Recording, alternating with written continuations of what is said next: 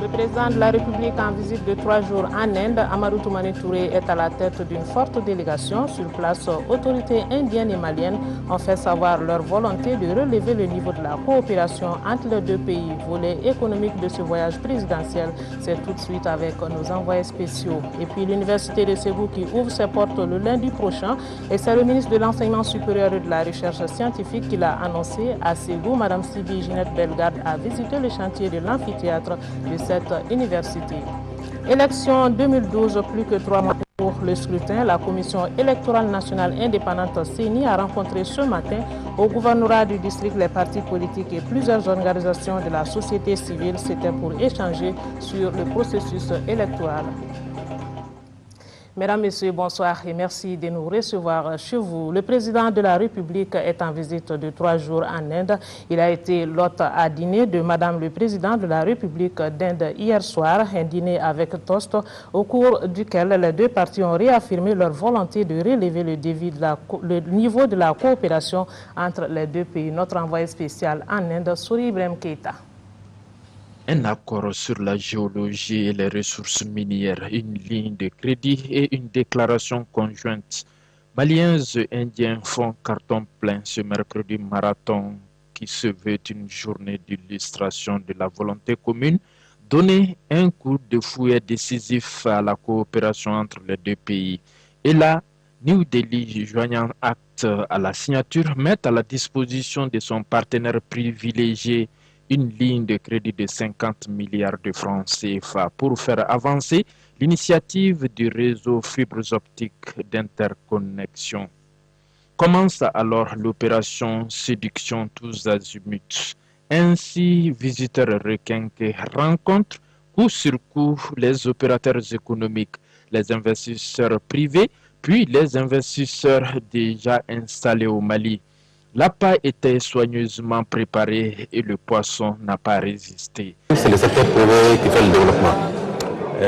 L'exemple de l'Inde est un exemple très important pour nous parce qu'il y a quelques années encore, l'Inde était au même niveau que le Mali. Le niveau de coopération a atteint un seuil vraiment très rentable, vraiment à la satisfaction de nos deux pays. L'Inde est déjà un exemple qui inspire l'Afrique. Parce que l'Inde, comme la Chine, étaient encore des pays pauvres comme l'Afrique, mais qui sont aujourd'hui à un niveau de développement tel que nous sommes intéressés par ce qu'ils font.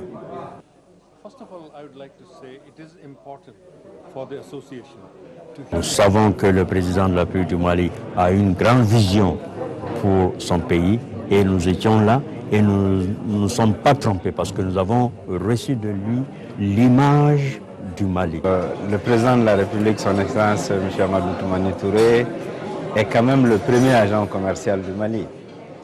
Les investisseurs s'engagent à effectuer incessamment une visite d'études et de prospective au Mali afin de se faire une religion des opportunités présentées par le président de la République.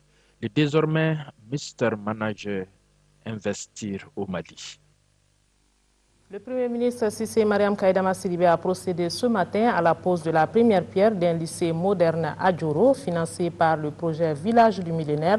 À hauteur de 500 millions de francs CFA, ce lycée permettra un enseignement secondaire de proximité pour les communes rurales de Djoro et de Farakoumassa. Vous entendrez le Premier ministre au cours de ce journal. En 4e région, l'ouverture de l'université de Ségou est prévue pour lundi prochain, 16 janvier 2012. L'annonce a été faite par le ministre de l'Enseignement supérieur et de la Recherche scientifique, Mme Sibi Ginette Bellegarde. De Ségou, les précisions de Doukoufana Traoré. Les étudiants de la toute nouvelle université de Ségou commenceront le lundi 16 janvier 2012 les cours dans le nouvel amphithéâtre flambant neuf. Conçu pour 500 places, l'amphithéâtre de Ségou présente plusieurs commodités à cause de sa multifonctionnalité. Cabine de traduction et de projection, salle de traitement et de lecture, des bureaux et même un sous-sol. Coût total, 911 millions de francs CFA. Pour le ministre de l'Enseignement supérieur et de la Recherche scientifique, le gouvernement attendait réunir toutes les conditions pour démarrer les cours à Ségou. Bâtiment achevé à Ségou. Par conséquent, on peut considérer que l'université de Ségou est prête à démarrer. Mais nous constatons également qu'au niveau de Bamako, un maximum a été fait. Nous avons en tout cas fait l'essentiel de ce qui pouvait se faire en une période de quelques mois, avec l'espoir que nous avons un climat assez serein pour démarrer nos activités. Le gouvernement a décidé de l'ouverture pour le lundi 16 janvier. Nous appelons donc tous les étudiants à rejoindre leur établissement. Évidemment, les enseignants sont déjà sur place. Apparemment, toutes les conditions semblent être réunies à Ségou. L'amphi est bien équipé. Table-banc industriel fixé au sol, sonorisation au point, éclairage et ventilateur réglé, quelques conseils tout de même. Cet amphithéâtre, c'était un premier bâtiment qui est offert à l'université de Ségou. Mais très rapidement, le programme qui est déjà élaboré de construction doit démarrer. Et pour cela, bien sûr, il faut que les deux espaces identifiés soient mis à disposition. À Ségou, l'appel du ministre de l'Enseignement supérieur et de la Recherche scientifique ne tombera pas dans l'oreille d'un sourd, tant l'ouverture de cette université de Ségou, la première dans une capitale régionale, était attendue. Une autre visite de terrain, celle du ministre de la Sécurité et de la Protection civile en 6e région. Le général Sadio Gassama a inauguré les nouveaux locaux des brigades territoriales de gendarmerie de Niafunké et de Tombouctou. Ces deux infrastructures ont coûté à l'État plus de 100 millions de francs CFA. Elles contribueront à l'amélioration des conditions de vie et de travail des agents de sécurité de ces deux localités. Envoyé spécial Daouda Sidiki Diara, Gaussou Touré. Une force humaine au service de la loi. Cela passe par l'amélioration des conditions de travail des agents des forces de sécurité. C'est dans cet ordre d'idée que le ministre de la Sécurité intérieure et de la Protection civile a inauguré les nouveaux locaux des brigades territoriales de gendarmerie de Niafunké et de Tombouctou. La brigade de Niafunké était jusque-là logée dans un bâtiment délabré. Nous sommes d'autant plus heureux que cette inauguration témoigne de la détermination d'améliorer un service public essentiel pour nos concitoyens. Une amélioration qui touche directement les gendarmes puisqu'elle concerne leur lieu de travail, à la hauteur de l'engagement qu'ils assurent chaque jour en faveur de nos populations. D'un coût total de plus de 49 millions de francs CFA, la nouvelle infrastructure de la brigade territoriale de Niafunké se compose de 6 bureaux, une salle de garde, 2 chambres de sûreté humanisées, dont l'une pour les femmes et l'autre pour les hommes. Aujourd'hui, la mobilisation de la population et des autorités locales prouve à suffisance l'harmonie et la symbiose qui caractérisent leur rapport avec les gendarmes. Toute chose qui déjà est gage de sûreté et de tranquillité. Je voudrais leur demander de bien vouloir persévérer dans cet état d'esprit et d'aider particulièrement les gendarmes dans le domaine du renseignement pour leur permettre de lutter plus efficacement contre les malfaiteurs. Pour un coût total de plus de 51 millions de francs CFA, le nouveau bâtiment de la brigade territoriale de Tombouctou présente les mêmes caractéristiques que celui de Niafunké, ce qui permettra à cette unité de gendarmerie de quitter le loyer. Dans une ville comme Tombouctou, où nous avons beaucoup de défis à relever, avec la situation que prévaut dans les régions nord, la ville de Tombouctou, qui est une ville symbole en tout cas pour la République du Mali, doit aussi être suffisamment sécurisée. Et c'est pourquoi je voudrais inviter l'ensemble des forces de sécurité pour que chacun d'eux redoute de vigilance et renforce le système de sécurisation de la ville. Auparavant, le ministre a visité les postes de sécurité de Douanza et de Bambara Maoudé. Ici, ces agents ne disposent que de 2 motos pour leurs déplacements. Il est alors question de doter les villages de Bambara Maoudé d'une brigade de gendarmerie dans les mois à venir. Et toujours à Tombouctou, le festival d'Essakan a ouvert ses portes cet après-midi. L'événement regroupe pendant 3 jours des milliers de festivaliers venus de différents points du monde. Spectacles, courses de chameaux, manifestations traditionnelles, forums et expositions d'art sont les temps forts de l'événement, placé sous le parrainage du ministre de la Culture et son collègue de l'artisanat et du tourisme. Et c'est le ministre de la Culture, Aman Nyang, qui a procédé au lancement de ce festival. C'était en présence de ses collègues en charge du tourisme et de la sécurité intérieure. Nous vous proposons maintenant un extrait de son intervention. Ce festival est conçu dans la pure tradition de nos ancêtres, ceux du désert, qui organisaient après les fêtes de Ramadan et de Tabaski des manifestations grandioses appelées Takoubel dans la région de Kidal ou Temakanit dans celle de Tombouctou. Sous le rythme du Tindé, c'est-à-dire le tambour local, les chants et les danses coloraient ces fêtes qui étaient marquées aussi par des courses de chameaux et des jeux, etc., etc.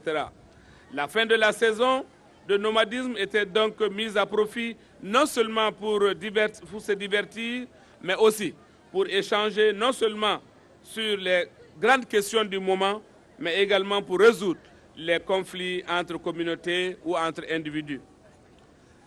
Monsieur les ministres, mesdames et messieurs, distingués invités, c'est donc là que le charme du festival au désert a pris ses racines, permettant ainsi, au bout de quelques années, de voir défiler des têtes d'affiche comme Feu Ali Farka Touré, Oumou Sangaré, Habib Koïta, Tarkit, Tinarawen du Mali, mais aussi Aïcha Mint, Shingali et Chedoun de Mauritanie, Tidouet et Tarbiat du Niger, et surtout Blackfire et Marcus des États-Unis, Lojo et Kawal de la France, l'inimitable Robert Plant, etc., Led Zeppelin et j'en passe, tant la liste est longue, autant que celle des médias qui en ont assuré la couverture. Qu'il me soit permis, au nom de l'ensemble du peuple malien, rendre un hommage appuyé aux braves populations de la région de Tombouctou et de les inviter à s'approprier davantage de ce festival qui désormais est inscrit sur tous les agendas culturels à travers le Mali, l'Afrique et le reste du monde.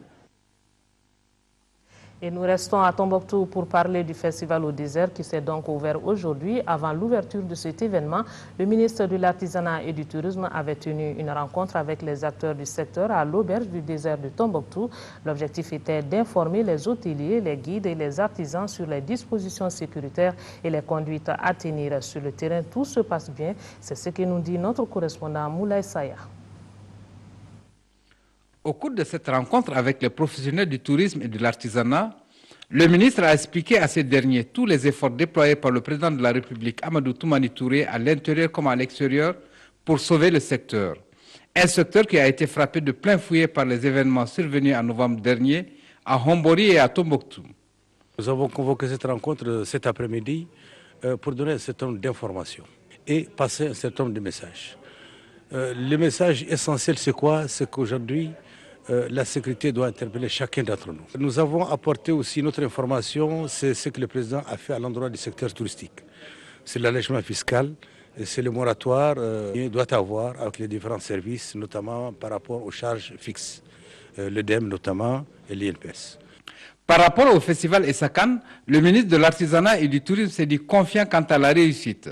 Car pour lui, c'est une entreprise qui vend l'image du Mali et du coup génère aussi des ressources pour bon nombre de familles.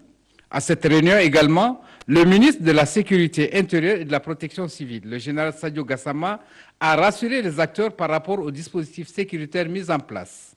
Les deux membres du gouvernement ont invité tous et chacun à faire montre de franche collaboration avec les services de sécurité. Et je lance un appel à l'endroit des élus, des chefs de fraction, des chefs de village, des autorités administratives et politiques, pour que chacun vraiment apporte sa pierre à l'édifice. Les acteurs du tourisme ont pu apprécier la disponibilité du gouvernement du Mali à sauver le secteur du tourisme et les activités rattachées. Puis vous pourrez suivre après formation continue l'intégralité de la cérémonie d'ouverture du festival d'Essakan. En 5e région, le ministre en charge de la décentralisation vient d'inaugurer 2 adductions d'eau pour les populations des villages de Tabi, Tega et Toupéré, des villages situés dans la commune rurale de Aéré, cercle de Douanza. Ces réalisations ont coûté 240 millions de francs CFA financés par l'USAID à travers le programme NEMA du consortium catholique Relief Service, Save the Children et Hélène Keller International. La cérémonie d'inauguration des 2 adductions d'eau s'est déroulée à Tabi. Moustapha Doumbia nous donne les précisions. Joie séjour à Tabi, dans la commune rurale du Haïré, cercle de Douanza. Pour cause, l'inauguration de 2 adductions d'eau sommaire, dont une à Tabi et l'autre au profit des villages de Tega et Toupéré, par le ministre délégué chargé de la décentralisation. Des infrastructures qui viennent combler les attentes des communautés qui, jusque-là, développaient des stratégies qui consistaient à faire des puisards pour collecter et stocker les eaux de ruissellement pendant l'hivernage afin de satisfaire leurs besoins d'eau. L'eau est une source de vie. Cette solidarité permettra de sauver des milliers de vies humaines qui longtemps ont souffert de la consommation des eaux souillées, des mares que nous appelons communément Yogodoji, source des maladies hydriques et autres. Ces adductions d'eau comprennent chacune un forage, un château, un local technique, un réseau de distribution, une latrine et un champ solaire. Elles ont été réalisées par les entreprises Builders Diawara Solar et Seba dans le cadre du programme NEMA du consortium catholique Relief Service, Save the Children et Hélène Keller International. Le consortium pour la sécurité alimentaire est convaincu que les 2 adductions d'eau sommaire permettront aux communautés des 3 villages de réduire les corvées liées à la recherche de l'eau. Depuis la décentralisation, les rôles ont été bien clarifiés.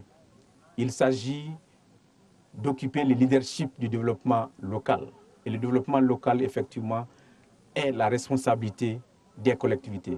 Il faut qu'on arrive à gérer ce qui est transféré. Au moins. Pour la maintenance et le bon fonctionnement de ces 2 adductions d'eau sommaire, le conseil communal entend mettre à la disposition des associations d'usagers d'eau une contribution de 2 millions de francs CFA. À noter que ces 2 adductions inaugurées figurent parmi les 18 points d'eau dont les travaux sont en cours dans le cadre du programme NEMA. Le représentant résident de l'UNICEF au Mali, Marcel Roudasingwa, est en fin de mission. Il s'envole donc demain pour le Kenya. Cela après 5 ans d'exercice au service du peuple malien. À l'occasion donc de son départ, le ministère de la Promotion de la Femme, de l'Enfant et de la Famille a organisé aujourd'hui une cérémonie de réception à son intention. Cérémonie au cours de laquelle Dr Mariam Kalapo et les représentants des différentes structures attachées à son département ont jeté un regard rétrospectif sur le parcours de l'homme. Ils ont donc salué les actions qu'il a menées en faveur de l'enfance et dans d'autres domaines de développement et surtout la franche collaboration avec les autorités du Mali.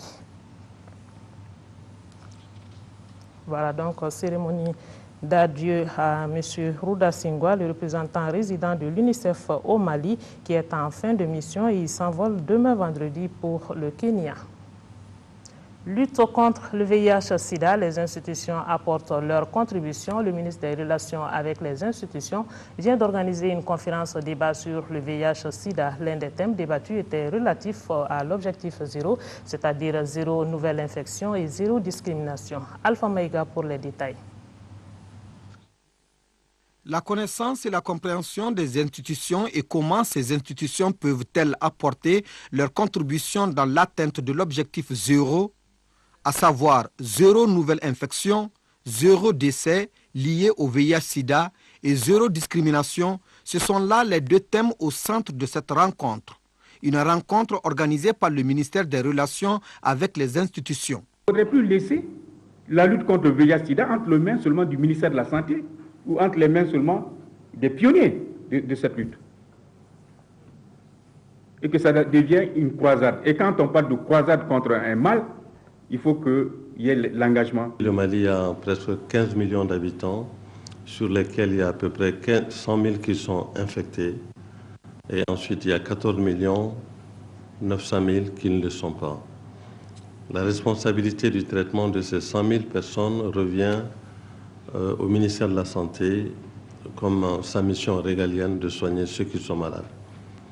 Mais il faudrait que nous prévenions également la contamination des 14 900 000. Il s'agit en clair d'une initiative du ministère des Relations avec les institutions de s'engager dans la lutte contre la pandémie. Et sur le sujet, l'engagement du ministre est clair. Nous allons amener les autres institutions qui sont avec nous, à travers les pairs éducateurs. Nous allons faire des échanges internes. Nous allons faire des séminaires internes pour vous sortir un papier à partir duquel nous pouvons travailler. Nous sommes là comme des serviteurs de la République et nous allons servir la République. Et pour servir la République, il faut que les personnes vivant avec le VIH-Sida comptent. C'est pourquoi nous avons dit là-bas, personnes vivant avec le VIH-Sida, vous comptez.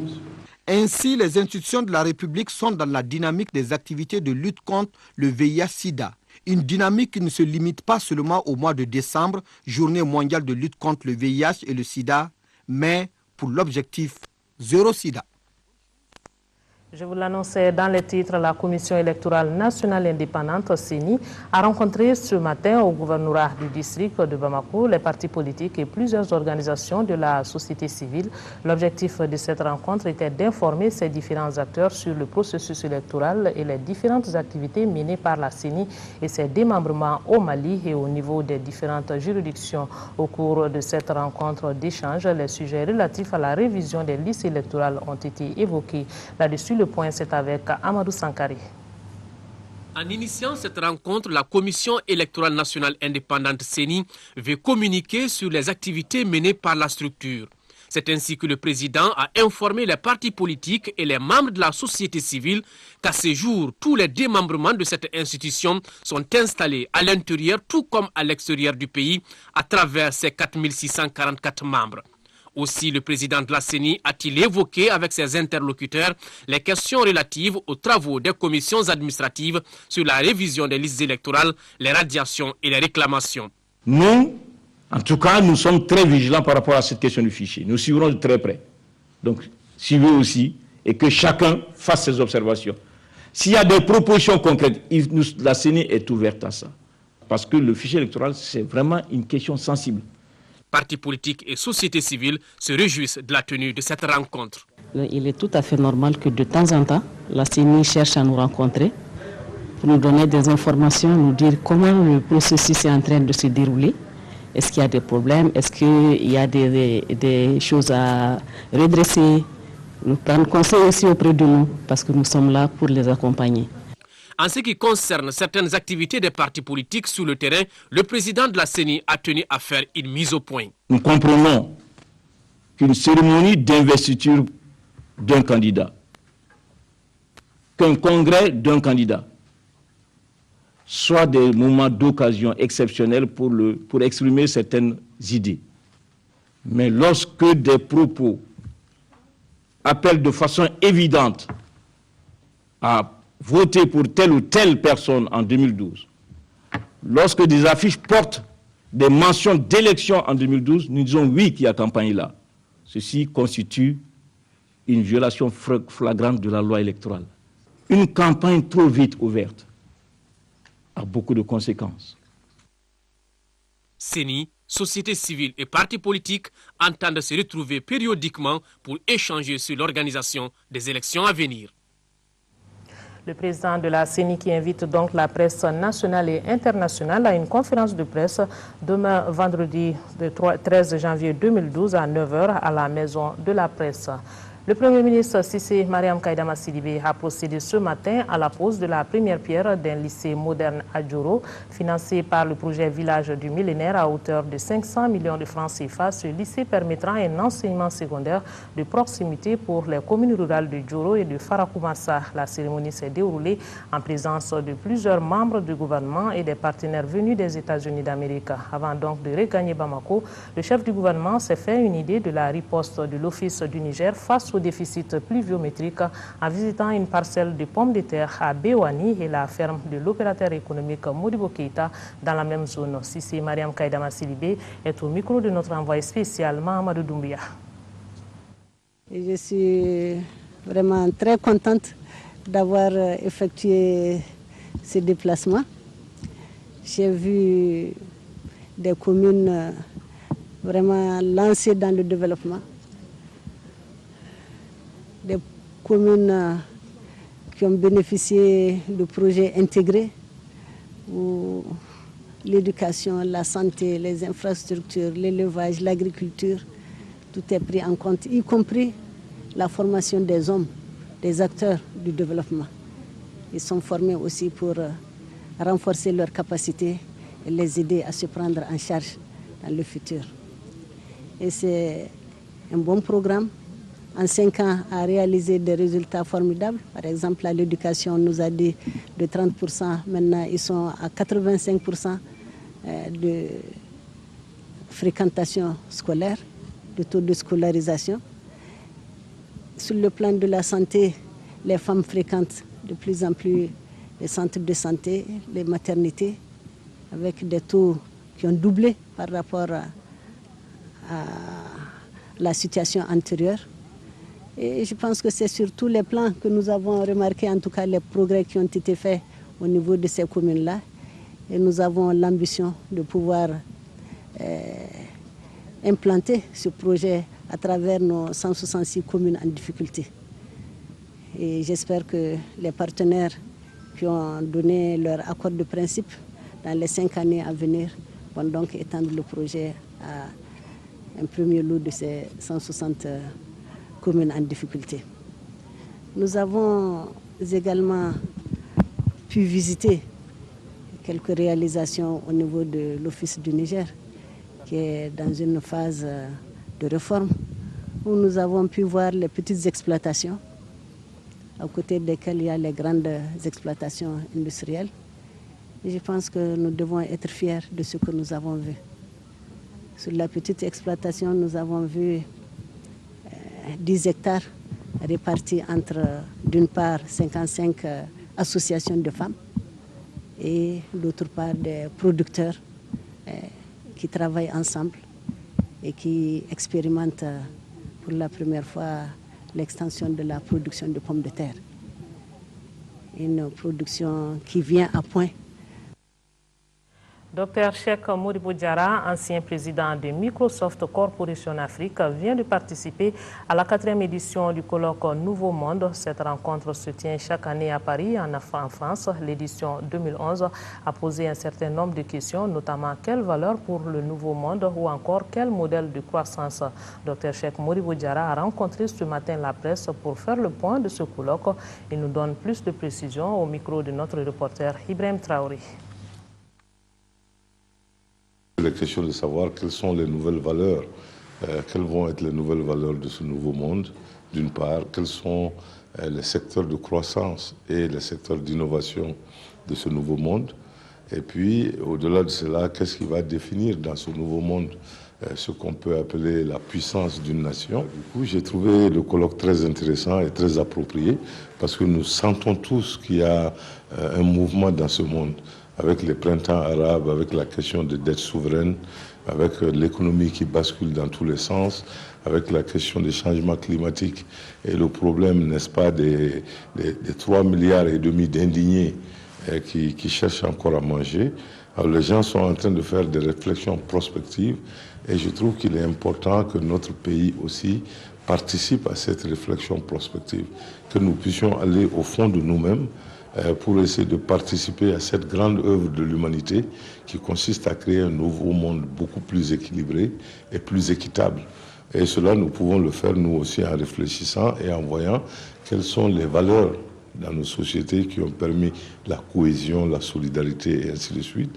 Quels sont les secteurs dans nos pays qui sont des secteurs futurs, n'est-ce pas, de productivité et de croissance économique et dans lesquels nous voulons innover et finalement donner notre mot sur comment nous allons définir désormais comment une nation peut être caractérisée comme une puissance ou non. La session annuelle du Conseil national de recherche linguistique se tient à l'Institut des langues Abdoulaye Bari Islab. Les membres du dit conseil examinent le rapport d'activité de l'année 2011, le programme de 2012 ainsi que l'état financier de l'Institut. En 2011, l'Islab a réalisé plusieurs activités dont la tenue de la conférence nationale sur le document de politique linguistique du Mali. Le budget au titre de 2012 est équilibré en recettes et en dépenses à plus de 509 millions de francs CFA. Le compte rendu, c'est avec Agali Agissa. La session annuelle du Conseil national de recherche linguistique permet de jeter un regard rétrospectif sur les activités réalisées par l'Institut des langues Abdoulaye Bari pendant l'année et dégager des perspectives pour la promotion des langues nationales. Ainsi, au cours des travaux de cette session, les membres du Conseil vont faire le bilan des activités exécutées en 2011, examiner le programme d'activité et le budget de 2012. L'Institut des langues Abdoulaye Bari a pu surmonter les difficultés et réaliser le maximum d'activités prévues pour l'année 2011. Cette tenue de la session annuelle dans le temps indique que l'ULAB est dans une dynamique de reprise. Les nombreuses difficultés qui ont constitué des obstacles à un fonctionnement harmonieux du service sont petit à petit résorbées. En témoignent les activités de recherche conduites cette année, l'organisation avec l'appui du département, ainsi que l'élaboration des textes sur la transformation de l'ULAB en Académie malienne des langues. En 2012, l'Institut prévoit l'inscription de 2 chercheurs à l'ISFRA, l'édition des lexiques sur les mathématiques, physique, chimie et sciences naturelles, entre autres. De quoi faire la promotion des langues nationales, gage de tout développement. Les langues nationales et le français se complètent. L'apprentissage des langues nationales comme langue seconde contribuera sans aucun doute au renforcement de la convivialité entre les différentes composantes culturelles de notre pays. Il convient de noter que le budget de l'Institut des langues Abdoulaye Bari en 2012 se chiffre en recettes et en dépenses à 509 073 029 francs CFA. Fin des travaux de l'atelier d'élaboration du projet Kekeli Diama ou Lumière pour tous, une cérémonie de clôture marquée par une conférence de presse initiée par la Mutualité française d'Angers. Ce projet est un centre de formation pour handicapés visuels de 5 pays d'Afrique de l'Ouest.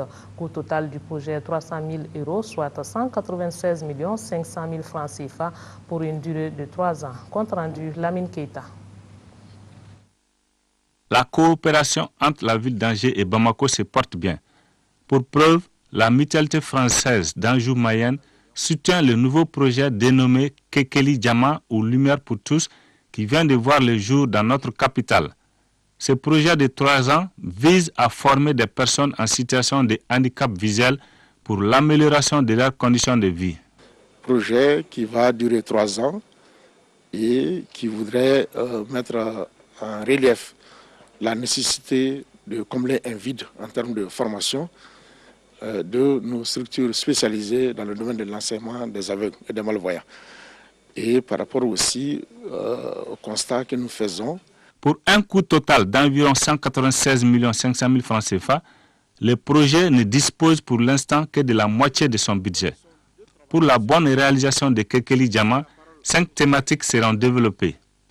Il s'agit des thématiques de formation des cadres dirigeants, d'enseignement spécialisé, de rééducation des handicapés visuels et ce n'est pas tout. La dernière thématique, c'est une thématique un peu nouvelle.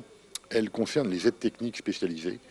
Les aides techniques, c'est-à-dire tous les outils informatiques qui ont été développés depuis une vingtaine d'années et qui permettent aujourd'hui à toute personne aveugle de pouvoir établir une relation et une communication permanente avec toute personne voyante par cette utilisation de l'outil informatique.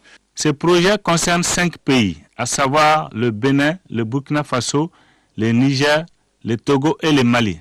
Son originalité est la création d'une plateforme numérique pour ces pays.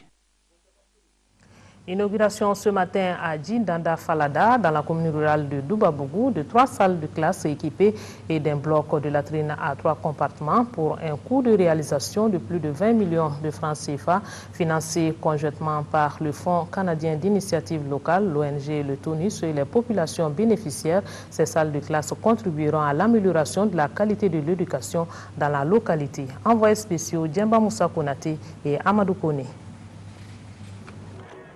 La joie était grande ce jeudi matin à Djindanda Falada.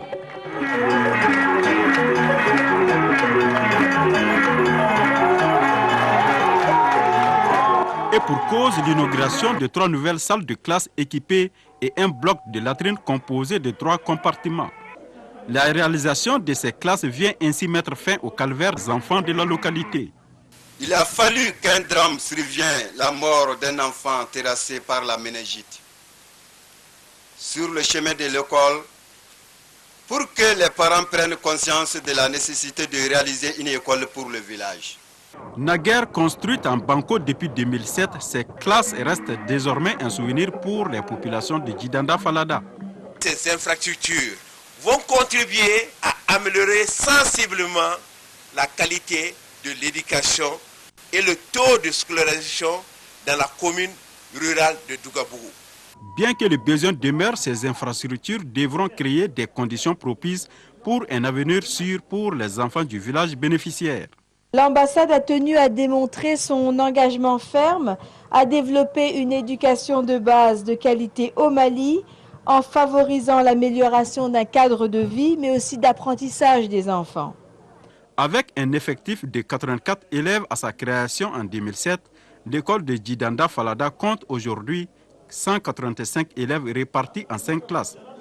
Du coup, la construction de ces 3 salles de classe va contribuer à réduire le taux d'analphabétisme dans la localité. 6e session du Conseil national de normalisation et de contrôle de qualité. Ces travaux sont consacrés aux avant-projets relatifs aux denrées et textiles. Pour rappel, l'observation des normes favorise la compétitivité des entreprises et assure la protection des consommateurs. Le point de la rencontre avec Moïse Traoré. Les travaux de la 6e session du Conseil national de normalisation et de contrôle de qualité se penchent sur des avant-projets de normes soumis en enquête publique et adoptés par les comités techniques correspondants. Malgré le relèvement du taux de croissance économique de 4,5% en 2009 à 5,8% en 2010, des efforts restent à accomplir pour la réalisation de l'ambition d'économie forte d'ici à l'horizon 2025. Malgré tous les efforts consentis par notre pays de l'indépendance à ce jour, le tissu industriel demeure faible au regard des différentes potentialités agro-silvopastorales et minières dont il regorge et en comparaison du tissu industriel de certains pays voisins. Les défis auxquels notre économie, notamment le secteur industriel, est confronté sont donc nombreux et complexes. Face à ces défis, la promotion de la normalisation constitue une solution incontournable et une clé pour le développement socio-économique de notre pays. Depuis 1992, le système national de normalisation et de contrôle de qualité a procédé à l'homologation de 213 normes. Les domaines concernés sont par exemple les céréales et denrées, les textiles et peaux et le biocarburant.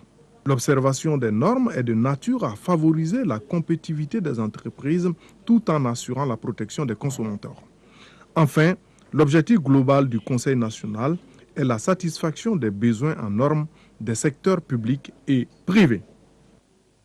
Sport CAN 2012, les journalistes sportifs se préparent.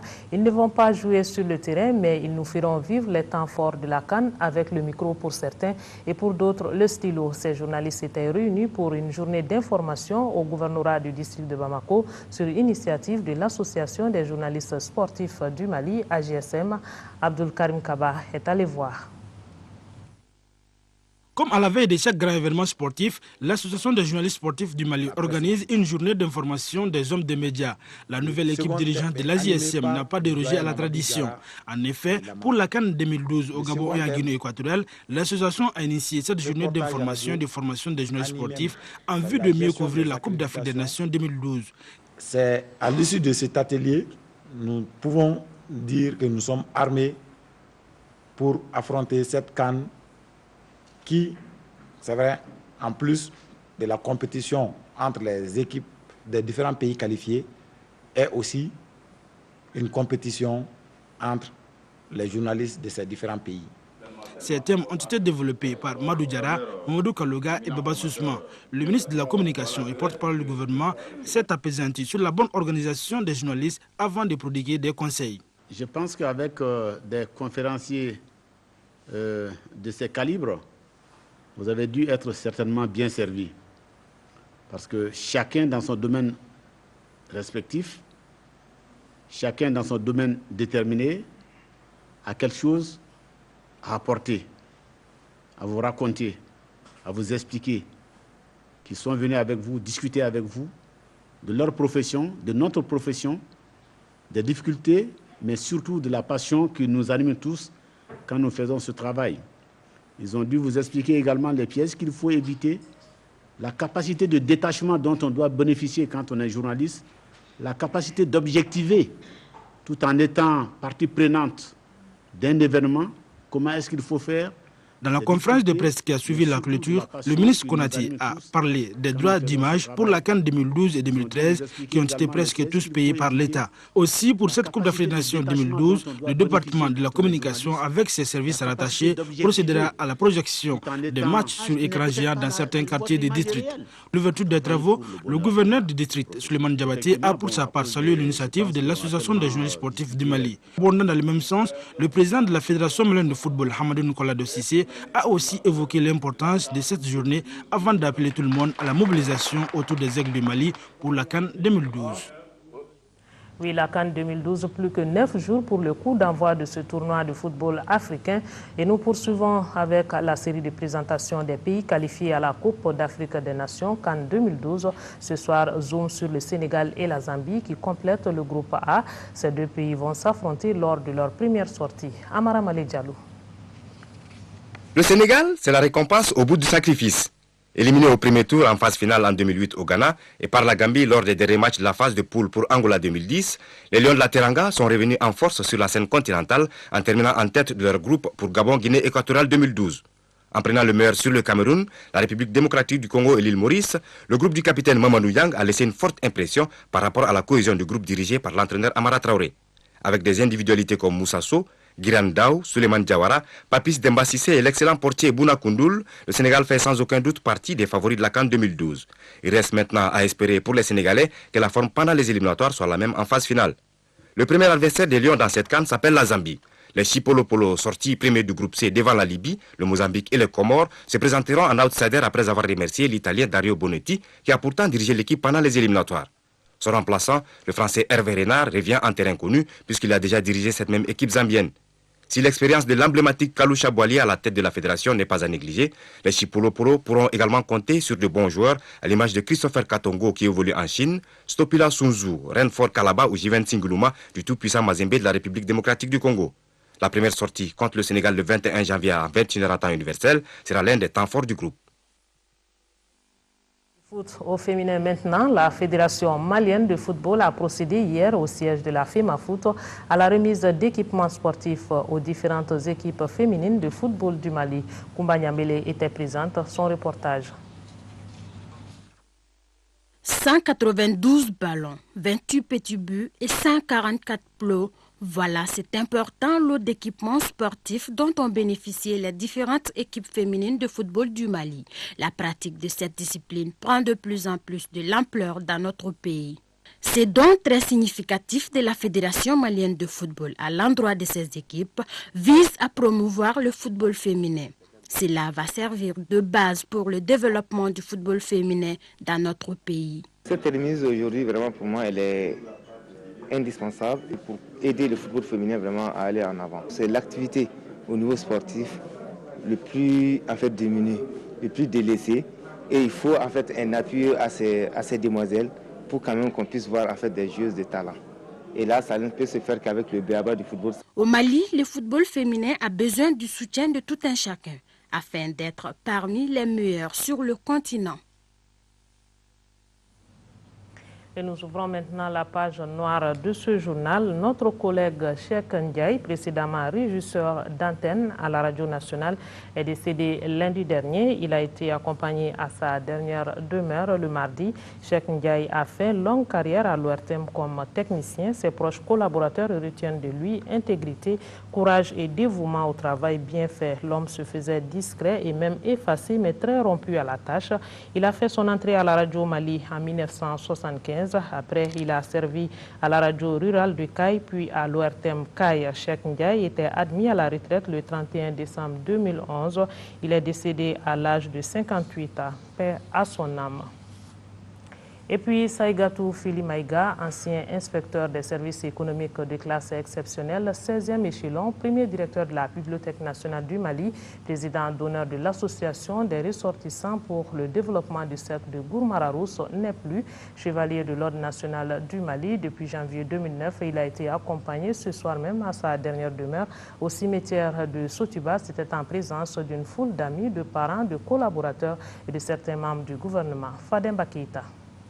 Né en 1935 à Sanfatou, cercle de Gourmara-Rousse, région de Tombouctou, Sagaïdou Fili Maïga fit ses études primaires à Gourmara-Rousse. Cet ancien élève du cours normal de Sévaré entre 1950 et 1954 a poursuivi ses études secondaires à l'école normale Frédéric Assomption de Katibougou et au lycée Terranson de Fougères de Bamako. Ce brillant cursus scolaire lui a valu le diplôme de l'école normale supérieure option économie et finances en 1968.